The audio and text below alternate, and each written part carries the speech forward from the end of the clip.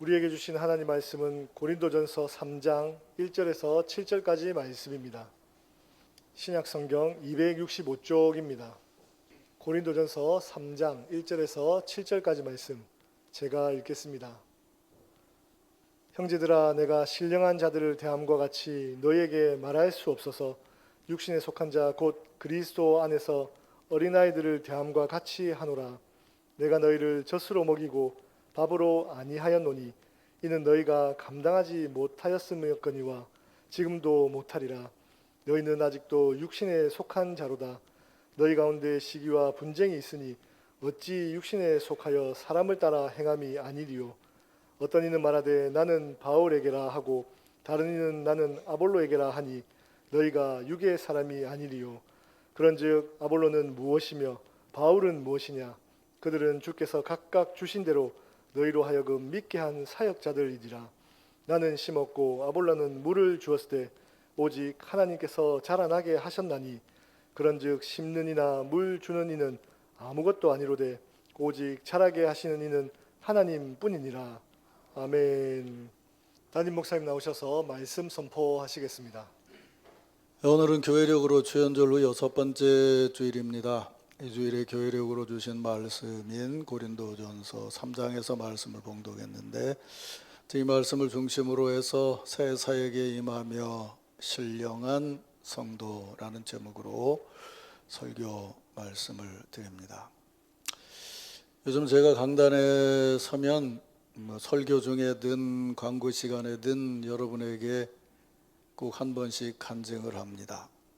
매주마다 하나님께서 주일이 되기 전에 한 주간을 지나는 동안에 참 행복하고 기쁜 소식을 전해 주셔서 여러분에게 강단에서 소개를 하면서 하나님이 참 나같이 부족한 자를 긍휼하게 여기셔서 목회의 마지막에 하나님의 은혜와 축복이 늘 충만한 것 같아서 감사한다, 그런 고백을 하고 있습니다. 아까 우리 지연평 장로님 기도하신 것처럼 어제 영남 지역 연합회 총회를 은혜 중에 잘 마쳤습니다. 우리 교회 최한구 장로님이 어제 회장으로 피선이 됐습니다. 설교 중이지만 잠깐 일어나서 인사 좀 하시죠. 우리 박수로 한번 축하합시다.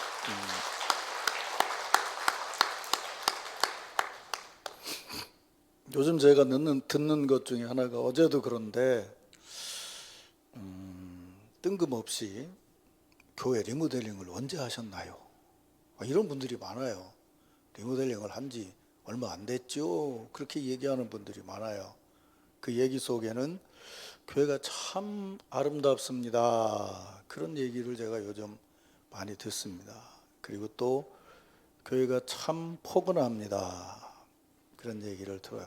그건 건물만이 아니고 우리 성도들의 심성에서부터 나오는 어떤 따뜻함이 있는 것이죠. 그 다음에 또 하나는 아유, 이런 설교를 처음 들었는데요, 그렇게 얘기를 하시는 분이 많아요. 어제도 그러시더라고요. 서원희 집사는 한동안 안 왔으니까 처음 들었을 거예요, 아마. 그래요. 장로님들이 그러시더라고요. 아니, 그 본문을 가지고 이렇게 설교하는 건 처음 들었습니다. 그래서 제가 그랬어요. 우리 교인들은 맨날 듣는데요, 그랬습니다. 또 어제는 또 지금까지 내가 교회 행사를 가봤지만 점심에 함박 스테이크를 주는 교회는 난생 처음입니다, 또 그러더라고요. 아주 맛있게 잘 먹었습니다, 그렇게 인사들을 하세요. 그래서 참 하나님께서 우리 교회에, 우리 성도들에게 또 그리고 제게 하루하루 기쁘고 감사할 일들, 또 축복과 은혜를 베풀어 주신다, 그런 마음으로 어제도 하루를 정리를 했습니다. 근데 이제 그건 이제 예고편이고 이제부터가 진짜예요. 이번 주간에도 참 하나님께서 아니 어떻게 이렇게 역사를 하시나 모르겠어요. 저 혼자의 마음인지는 모르지만 참 감사하는 마음으로 오늘도 강단에 섰는데, 저는 연예인은 아니지만 전화번호를 잘 안 줘요, 누구에게. 달라고 하는 사람도 없고 핸드폰을 잘 안 받아요. 안 받는 이유는 그냥 제 폰에 연락처에 있는 분들만 이름이 뜨면 전화를 받아요. 그 생각은 뭐냐면, 아이고 이놈의 복잡한 세상에 그냥 지금 알고 있는 분들하고는 행복하게 살자. 그 생각이 하나 있고, 아니 나한테 나같이 돈 없는 사람한테 계속 땅 사라는 전화가 자꾸 와가지고, 그래서 내가 모르는 전화는 잘 안 받아요. 근데 지난주 목요일 날 아침에 모르는 전화가 왔더라고요. 그래서 안 받았어요. 그리고 이제 주일이랑 토요일 설교 때문에 이런저런 생각을 하는데 다시 전화가 울려서 보니까 그 전화번호예요. 그래서 그래도 내가 안 받거든요. 근데 이건 받아야 되겠다는 그런 생각이 들더라고요. 그래서 전화를 받았더니 웬 노인이 퉁명스럽게 이 목사시오? 이러더라고요. 목사님도 아니야. 이 목사시오? 이러더라고요. 야, 이거 잘못 받았다. 그렇게 생각을 했는데 이내 하시는 말씀이 나 서아무개 장로요. 이러시는 거예요. 그래서 내가 이제 갑자기 자세가 바뀌었죠. 아유, 장로님 어쩐 일로 전화를 하셨습니까? 되게 바뀌었어요. 왜 그러냐면 그 장로님이 우리가 이번에 선교여행 때 방문했던 그 일로일로 1,500평의 땅 부지를 헌물하신 장로님이세요. 연세가 많으신 분이신데, 그래서 나는 요번에 이제 예동교회 봉헌여행 갔다 온 걸 가지고 얘기를 하시려고 전화를 했는가 보다. 그리고 이제 기대를 하고 듣고 있는데 얘기가 전혀 다르더라고요. 무슨 얘기냐면 이런 얘기를 하시는 거예요. 목사님, 내가 어제 기도를 하는데 갑자기 목사님이 떠올랐어요. 아니 뜬금없이 왜 목사님이 기도하는데 떠오를까 하고 생각을 했더니 예전에 언제 듣기를 목사님이 어지러움증으로 고생한다는 말을 들은 것이 생각이 났고, 그래서 자기가 지금 약품을 하나 먹고 있는데 자신이 그 약을 먹고 효과를 많이 받고 다른 이들에게도 추천을 해줬는데 그 약이 참 효과가 있어서 아마 이걸 목사님한테 전해주라고 떠오르게 하신 게 아닌가. 그래서 얘기를 하시면서 제가 토요일 날 교회를 방문할 때 그때 목사님께 드리겠습니다. 그렇게 얘기를 하시는 거예요. 그래서 이제 만났어요. 이분이 하시는 말씀이 한 가지 얘기는 필리핀 얘기를 했더니 사실 저는 필리핀에 교회를 하나 꼭 지으려고 여러 해 기도를 해왔는데 하나님께서 전선교사를 만나고 이렇게 인도해 주셔서 그 땅을 구입을 하게 됐고 완성은 안 됐지만 앞으로 잘 될 거라고 기도하고 있습니다. 그러면서 그런데 갑자기 목사님이 떠올랐습니다. 그러면서 이분 하신 말씀이 뭐라고 그러냐면 저는 기도하다가 무언가 떠오르면 그건 틀림없이 성령의 감동이라고 분명히 믿고 지금까지 신앙생활을 해왔습니다. 그래서 목사님이 떠올라서 무언가 생각을 하다가 이거라도 드리려고 해서 오늘 왔습니다. 그렇게 말씀하시더라고요. 그래 이제 토요일 날 받고 어제 곰곰이 생각을 해봤어요. 물론 성령께서 감동을 하셔서 그 장로님에게 제가 떠오르게 하신 거겠지요. 아무런 뜬금없이 우리 젊어서 그런 경험들 많이 하고 간증들 들었잖아요. 기도하던 중에 누가 떠올랐다. 근데 저는 생각을 해봤어요. 왜 그분에게 제가 떠올랐을까?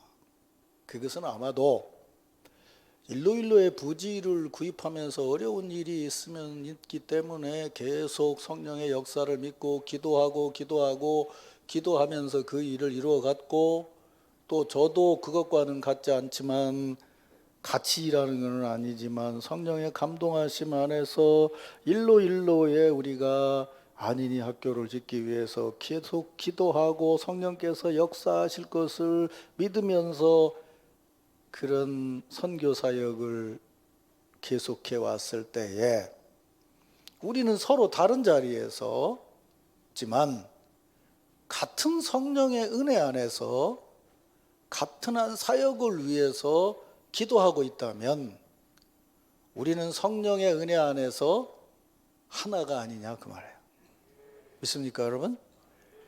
꼭 우리 교회에만 모여서가 아니고 이미 성령 안에서 한 교회로서 사역을 하고 있기에 둘은 서로 모르지만 성령의 은혜로 그 사역의 현장을 위해서라면 우리들끼리도 더 아름다운 신앙의 교제를 나눌 수 있도록 인도하시는 것이 하나님의 은혜요 성령의 감동이다. 믿습니까, 여러분?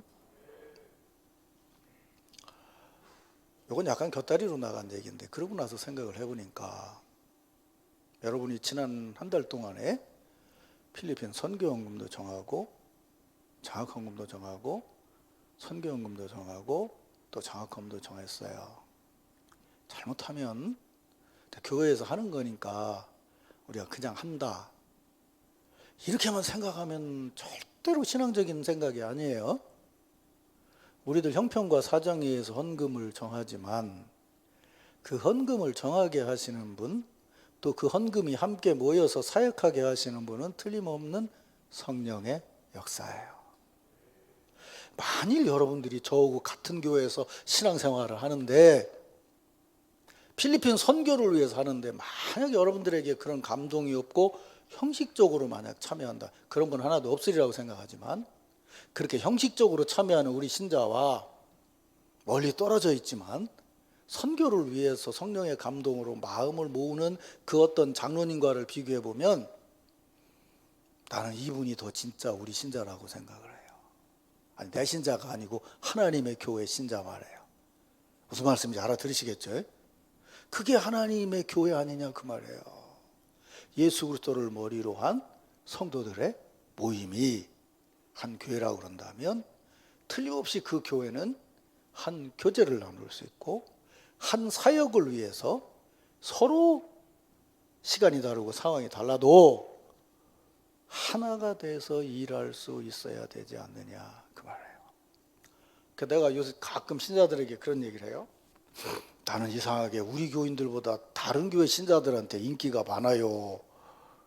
웃으라고 하는데 웃지도 않네. 좀 찔리는 거 아버지? 근데 내가 오늘 아침에는 어제 저녁부터 그렇게 생각하지 않기로 했어요. 아, 그 사람들 다른 교회 신자가 아니고 나하고 같이 신앙생활하는 신자다. 그래요. 신앙인이 뭐냐고요. 예수 그리스도 안에서 서로 마음을 나누고, 믿습니까? 예수 그리스도 안에서 사랑을 나누고, 믿습니까? 예수 그리스도 안에서 한 마음으로 헌신하고, 그게 한 교회 성도인 거죠. 고인이 우리가 담 쌓고 뭐 쌓고 여기는 무슨 교회다 무슨 교회다라고 얘기한들 요한 웨슬레가 얘기했듯이 말이에요. 자다가 꿈꿔가지고 천국에 갔더니 예수님을 만났다는 거예요. 그래 물었다는 거예요. 예수님이 여기 장로교인 중에서 천국 온 사람 있냐 그랬더니 예수님이 그럴 때 한 명도 안 왔다 그래. 그러면 그렇지 지들이 올 리가 있나. 루토파 중에서 온 사람 있냐 그랬더니 하나도 안 왔다 그러더라는 거예요. 그러면 그렇지 지들이 올 리가 있나. 물었다는 거예요. 우리 감리교인 중에서 온 사람이 있냐? 다 왔다 그럴 줄 알았지. 그때 하나도 안 왔다 그러더라는 거예요. 안 오다니요. 그럼 누가 왔는데요? 예수 그리스도를 믿는 자들이 왔느니라. 제가 오늘 설교 제목을 새 사역에 임하며 신령한 성도들이라고 정했어요. 신령한 성도들에 대한 여러분들이 지금까지 신앙생활에 오면서 마음에 담고 있던 어떤 이미지가 있죠. 방언이라든지 기도라든지 뭐 산기도라든지 여러 가지 있지만 이런 흐름에서 말한다면 신령한 성도는 어떤 사람이냐면 시간, 장소 이런 것에 의해서 좌우되지 않고 하나님이 원하시는 사역을 향해서 한 방향으로 기도하면서 성령의 역사하심을 통해서 내가 저 사람을 좋아하느냐 싫어하느냐가 아니고 주를 위해서 일한다는 것 때문에 주께서 떠오르게 하셔서 누군가를 위해서 서로 봉사하고 섬기고 사랑하면서 서로 돕고 일하며 하나를 이루는 그런 교회의 구성원이 신령한 성도인 것이에요. 믿습니까, 여러분? 사랑하는 성도 여러분, 2023년 새해 사역을 시작하면서 성령의 감동하심으로 주의 사역에 임하시기를 주의 이름으로 축원합니다. 안으로 좁아들어져서 내가 뭐 깊이 있고 내가 뭘 쌓았다고 하는 그런 좁아지는 개인적인 그런 영적인 은혜가 아니고 감동하심을 통해서 실제로 주의 사역에 임하고 실제로 사랑의 교제가 넘어지고 깊어지는 그런 의미에서 신령한 성도들로 올 한 해 우리 교회 사역을 아름답게 이루어 가시기를 주의 이름으로 축원합니다. 여러분은 이런 교회 공동체의 구성원이기 때문에 하나님의 큰 축복을 받은 성도인 줄로 믿으시기를 바랍니다. 신앙의 교제와 거기 담겨진 의미가 얼마나 깊은 것인가 하는 것을 알 수 있게 되는 것이죠. 그래서 여러분은 성령의 감동하심으로 신령한 성도들이 모인 교회의 구성원으로 하나님께서 여러분에게 올해도 더 크신 은혜를 주실 것이라는 믿음으로 주의 사역에 참여하기를 주의 이름으로 축원합니다. 오늘 아침에는 이런 마음으로 주일 축복 인사를 나누겠습니다. 자, 우리 이렇게 축복합시다. 성령의 감동하심으로 사랑하겠습니다. 옆에 있는 분들에게 진심으로 인사하시기 바랍니다. 한 번 더 하겠습니다. 성령의 감동하심으로 섬기겠습니다. 이제 오늘 읽은 말씀을 가지고 조금 약간 그 반대편에서 이 의미를 좀 생각해 보려고 합니다. 이제 오늘 읽은 말씀을 보면서 사도 바울 선생님이 고린도 교인들에게 말하는 어떤 사역에 임하는 신령한 자됨 의미를 생각해 보겠습니다. 근데 오늘 본문은 여러분이 읽는 걸 들어서 아시겠고 또 성경을 아시겠지만 사도 바울은 신령한 자를 얘기하면서 고린도 교인들에게 이렇게 말합니다. 여러분 신령한 자가 못 되는 것 같소. 그렇게 말합니다. 내가 신령한 자를 대함같이 너희에게 말할 수가 없다. 그러면서 너희는 아직도 육신에 속한 자다. 젊어서 이제 이 대목을 가지고 한참 연구를 하고 막 그랬어요. 그 시절에 이런 얘기들이 많이 나왔으니까. 근데 사실 이 말씀은 고린도 교인들도 그렇고 우리도 그렇고 사실 당황하게 되는 대목이죠. 왜냐하면 고린도전서를 쭉 읽어보게 되면 12장에 가면 은사에 대한 얘기가 나오잖아요. 굉장히 여러 가지 은사를 얘기를 해요. 지혜의 말씀, 지식의 말씀, 믿음과 병 고치는 은사와 예언함과 영분별함과 각종 방언을 말함과 방언을 통역함이라는 여러 은사를 얘기를 해요. 저도 그렇고 여러분도 그렇고 한국 교회의 이런 그 토양에서 성장했다면 이렇게 말하는 은사들은 분명히 신령한 신앙인 성숙한 신앙에게 주시는 하나님의 은사라고 믿고 있어요. 그런 은사를 받은 사람은 신령한 사람이고 그들의 모임은 신령한 모임임에 틀림없어요. 또 현실적으로 만약 고린도 교회에 이런 은사가 없었다면 사도 바울이 굳이 고린도전서에다 이런 얘기를 썼을 이유가 없었겠죠. 그러면 사도 바울이 봤을 때에 고린도 교인들에게 이런 은사가 충만하고 이런 은사가 있는데 그들을 향해서 말하기를 난 여러분을 신령한 자를 대하는 것처럼 대할 수가 없습니다 라고 얘기했다 그러면 고린도 교인들 입장에서 얼마나 자존심이 상하냐 그 말이에요. 그럼 왜 사도 바울은 그렇게 은사가 많은 고린도 교회와 교인들을 향해서 난 여러분을 신령한 자라고 생각 안 하고 육신에 속한 자라고 여기고 있습니다 라고 말을 했겠는가. 정말 그들이 신령한 게 아니고 육신에 속한 행동만, 그러니까 세상적이고 세속적이고 죄된 성품과 죄된 행동을 했기 때문에 그런 것인가. 근데 꼭 그런 것만은 또 아닌 것 같아요. 왜냐하면 우리가 지난번에 봤듯이 고린도전서 1장 5절 이하에 보면 이는 너희가 그 안에서 모든 일 곧 모든 언변과 모든 지식이 풍족함으로 그리스도의 증거가 너희 중에 견고하게 되어 너희가 모든 은사에 부족함이 없이 우리 주 예수 그리스도의 나타나심을 기다림이라 이렇게 칭찬했단 말이에요. 앞에서 이 얘기만 들어보면 이 사람들 분명히 예수 믿는 사람들이고 주님 오실 날을 기다리고 있고 그리고 신앙 안에서 증거가 분명하다고 얘기를 했는데 어떻게 이 사람들이 이 신령한 자가 아니고 육신에 속한 자라고 얘기를 하느냐. 그것을 이해할 수 있는 대목은 딱 한 가지예요. 그건 뭐냐면 3절 말씀을 보면 이렇게 말합니다. 너희는 아직 육신에 속한 자로다. 너희 가운데 시기와 분쟁이 있으니 어찌 육신에 속하여 사람을 따라 행함이 아니리요. 이렇게 말했어요. 사도 바울이 그들을 향해서 육신에 속한 자라고 말한 이유는 한 가지라는 거예요. 너희 가운데 시기와 분쟁이 있기 때문이다. 그래서 육신을 따라서 사람을 따라 행하고 있지 않느냐라고 말하고 있어요. 그러면 나오세요. 뭐 거기 더 안 보셔도 돼요. 시기 분쟁 그러면 아까 우리 지장로님 기도하시면서 얘기를 했다마는 뭐 요즘 정치 상황 같은 거를 상상할 수 있어요. 분쟁하고 당파장하고 막 시기하고. 그런데 그렇게 생각할 수 있지만 사실은 앞에서 얘기한 신앙적인 것과 더불어서 얘기한다면 꼭 그런 거는 아닌 것 같다 그 말이에요. 그래서 학자들이 이 대목을 놓고 상당히 많이 고민을 하고 생각을 해서 근래에는 이 대목을 어떻게 해석을 하냐면 그렇게 완전히 세상적인 것이 아니고 그렇다면 교회 안에서의 이런 분쟁이라고 하는 것은 무엇이겠는가 라고 얘기를 했을 때 물론 요즘 막 교회도 막 싸움 붙으면 막 아이고 저 저작거리에서 하는 막 사람들하고 똑같이 싸우는 데도 없잖아 있습니다만은 그래도 교회는 다른 놈들은 막 인마 전마 그러면 이님 저님 이러면서 이제 서로 싸워야 되지 않냐 그 말에 이님 저님 이래가면서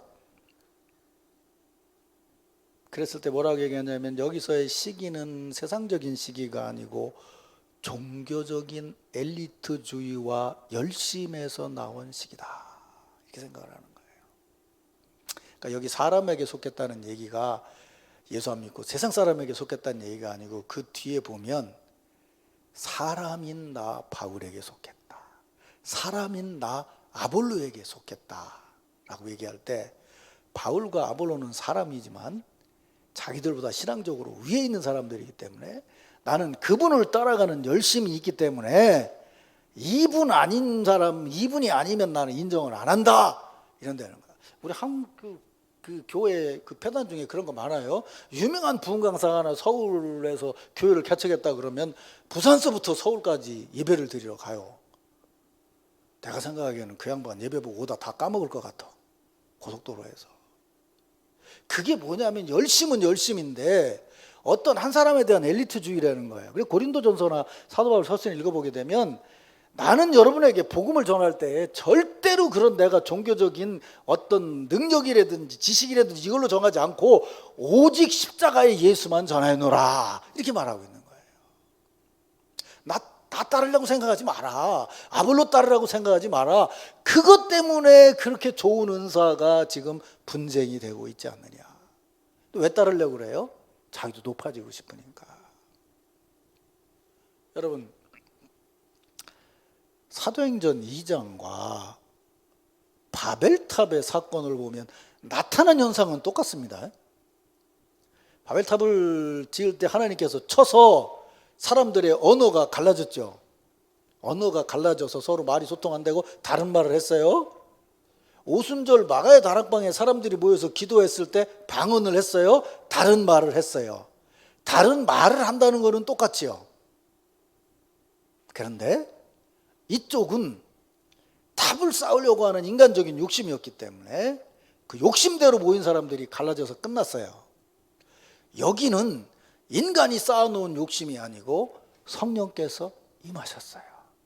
성령께서 임하셨다는 것은 그 다른 말을 하는 근본적인 자리가 뭐냐면 예수 정신이었다는 거예요. 무슨 얘기냐? 우리가 서로 다르게 일해서 그것이 예수 그리스도 안에서 모이게 되면 더 아름다운 은혜를 나눌 수 있다는 거예요. 여러분 그런 공부를 안 하셔서 그렇지만 저는 할 일이 없어서 공부를 엄청 많이 했어요.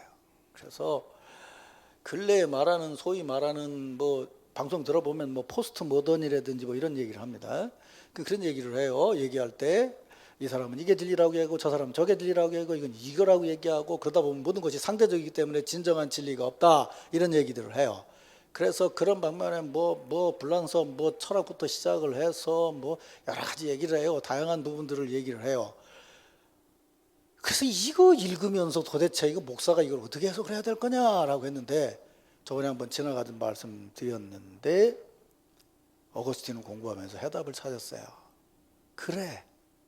그렇게 인간이 다양하기 때문에 그것을 우리가 다양하게 살아간다고 생각하지 않고 하나님께서 성령으로 우리를 그렇게 살아가게 하신다면 그 정신이 살면 예수의 정신이 되고 그 예수의 정신은 가장 낮아지는 것이지만 동시에 보내신 온전하신 거룩하신 하나님, 우리하고는 경쟁하려고 하지도 아니하고 우리하고 같은 영역에 있지 아니하신 그분 하나님의 뜻 안에서 본다면 이 다양한 것들이 합쳐져서 오히려 하나님의 뜻을 이룰 수 있지 않느냐는 거예요.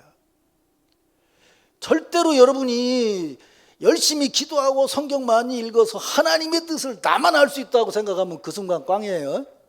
그 순간 이단이에요. 우리는 지속적으로 설교 듣고 기도하고 찬양하면서도 여전히 뭐냐면 우리는 부족하고 우리는 연약하고 우리는 한계가 있지만 당신은 온전하신 분이십니다. 감히 우리가 한계가 있는 우리가 한계 없으신 당신을 아는 것처럼 말할 수 있겠습니까? 우리 모든 것을 합쳐도 거기에 이룰 수 없습니다 라는 고백이라는 거죠. 그게 바로 신령한 신앙이라는 거예요. 나는 말이지 바울에게 배운 사람이야. 근데 바울이 이 얘기를 옛날 같았으면 좋아했겠죠. 왜냐하면 이스라엘 유대교를 보면은요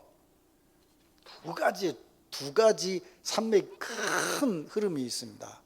그러니까 성경을 읽고 해석하는 두 가지 흐름이 있어요. 그 중에 하나가 가말리엘의 제자들인데 사도 바울은 거기 수제자입니다. 그런데 요즘도 이 사람들은 파리에서 모입니다.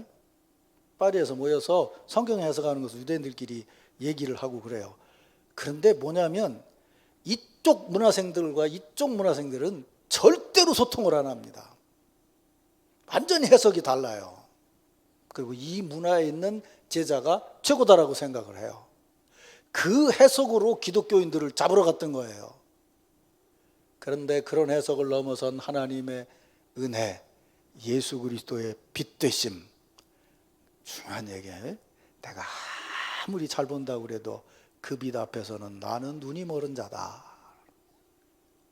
내가 아무리 똑똑하다고 그래도 나는 그거 가지고 누군가를 추종하기 위해서 그거 아니면 다 두드려 팼는데 예수 그리스도는 내가 두들겨 패려고 했던 아나니아를 통해서 나에게 사랑을 베푸시더라. 그 빛과 사랑 앞에 쓰러진 거예요.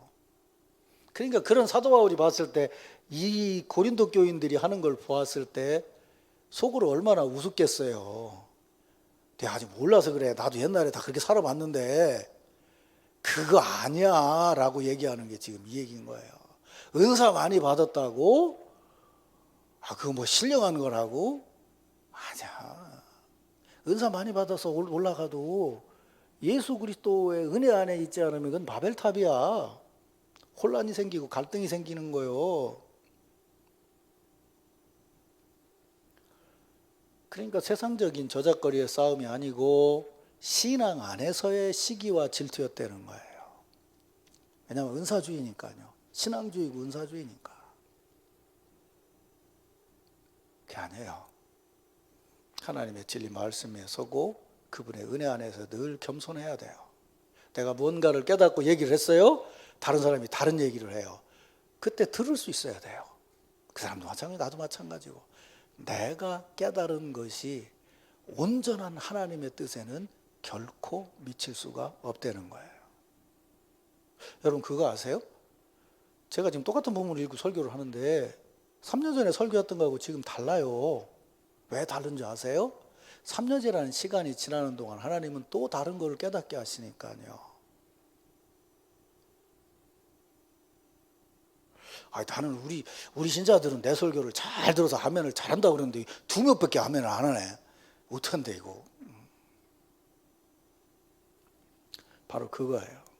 그 은혜한 하나님 역사하시는 거예요. 아까 처음으로 들어가서 얘기해보죠. 일로라는 데에 하나님의 선교의 역사가 나타나기 위해서 서로 다른 교회에서 마음을 모아서 하나의 일을 이루어 갔어요. 그것이 한 교회를 이룰 수 있다는 거예요. 여러분들도 저도 그 은혜를 믿고 헌금을 약정하고 함께 했죠.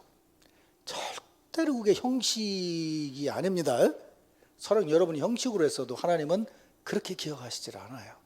여러분 하나님 교회에 신령한 자로 주의 사역에 임하는 자로 받아들이고 계시는 거예요. 믿습니까 여러분? 오늘 제가 말씀드린 의미를 잘 이해하시겠죠? 아니, 이해가 아니라 믿음으로 느껴지시죠? 우리 교회는 신령한 자의 모임이 됨을 믿으시길 바랍니다.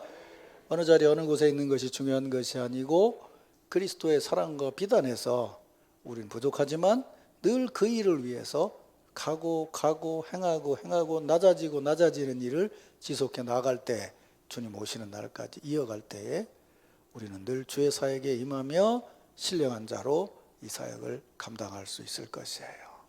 이런 은혜와 축복이 우리 남천교회 공동체 안에 함께하기를 주의 이름으로 축원합니다.